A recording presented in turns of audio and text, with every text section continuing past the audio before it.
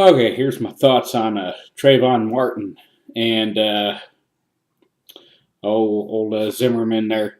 Here's what I think happened. Um, Now I want to wait for all the facts to come in. But from what I've heard thus far, Zimmerman left the house on his way to go to the store.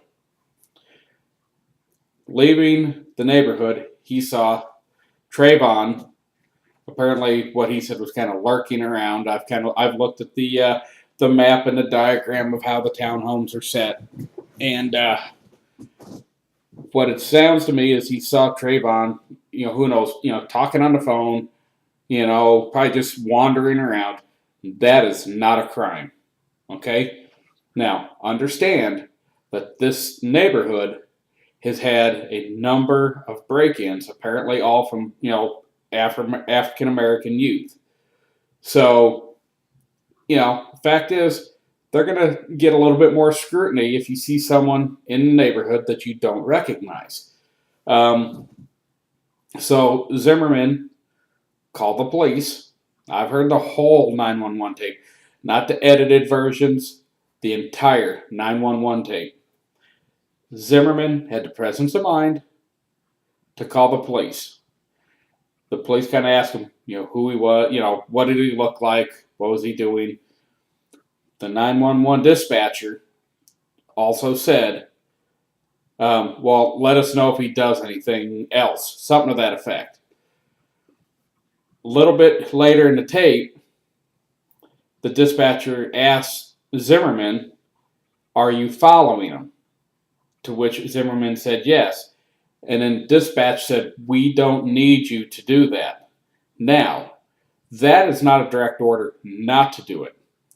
Okay? It would be, say that you're working on something. Say you're out in the yard and you're picking up tree branches.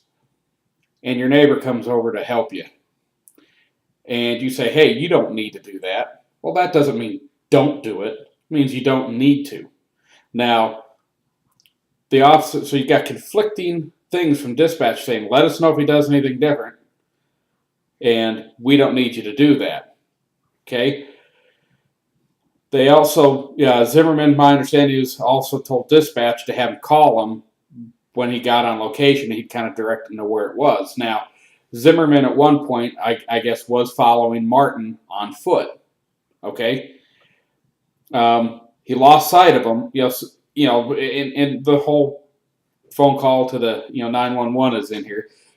My understanding is he went up to go get an address or a street number, so when the cops got there, he could tell them exactly where he was. He got that, and apparently on his way back to his vehicle, Trayvon came out from the townhouses. Now, this is where we don't know what happened. According to Zimmerman, Trayvon came up and said, hey, you got a problem? Zimmerman said no, and he says, you do now. Broke Zimmerman's nose, knocked him to the ground with one blow, and proceeded to slam his head into the ground. Okay? Now, the other side of it, according to apparently the person on the phone with Trayvon, Trayvon said that he was scared and he was trying to get home. Well, now let me ask you something, and I'm just going to lay this out there. This is a non-BS thing here. I want the truth to come out. Trayvon was not this little innocent little 12-year-old boy. Okay, he was a 6'2", 6'3" athlete. Okay, and if he was scared, I saw how far he had to go to his townhome. He didn't have that far. He could have run there in probably 15 to 20 seconds. Okay? Furthermore, if Trayvon was scared, he had a cell phone in his hand. Why not hang up and say, I need to call 911. I got some crazy guys following me. Okay? He didn't do any of that. Okay? Zimmerman is, a 28-year-old, from my understanding, a sort of out of shape, guy. Okay? Sounds to me Trayvon could easily outrun this guy, especially considering the fact of where the street was and where the incident, where the shooting occurred. It was a pretty good distance. So Those are some questions that need to be raised. Here's what I gather. Okay, but let me be straight with this.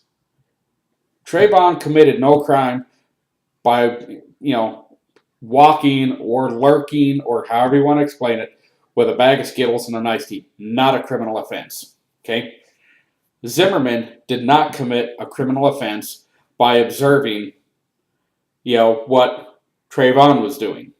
Now, I've looked at everything. I've seen the Facebook pages and the Twitter feeds and all this other stuff, and I've seen his little rap sheet from school.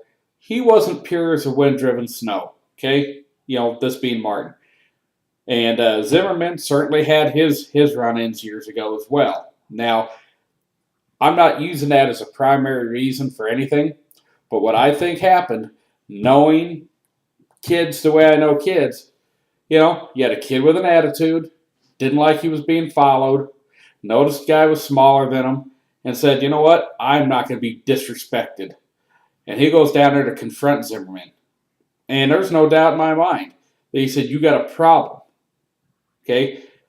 Now, this is my own opinion based on what's out there right now. A struggle ensued. No doubt in my mind that Martin got the upper hand on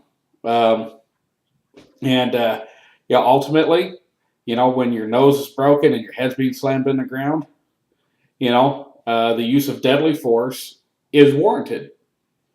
But honestly, I think that's what happened. I think that's where the crime first was committed when Trayvon assaulted Zimmerman. Did Zimmerman provoke it? I don't know how you can provoke. I mean, it's a tough one because can you provoke something with a legal act?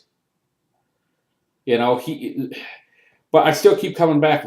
If Trayvon was so scared, as he claimed, his friend claimed on the phone, why didn't he call the police? Why didn't he call his dad? Why didn't he call the dad's girlfriend's house or a condo? Just 150 feet away. It was just with 2 buildings down. It wasn't that far. Why did he call nobody? Okay, because I don't think that he ever said he was scared. He probably said something to the effect, "Somebody's following me. I'm going to go deal with this."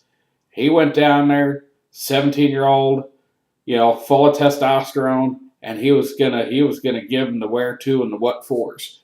And that's my take on it. But like I said, that's what I feel with the facts that we have at this point.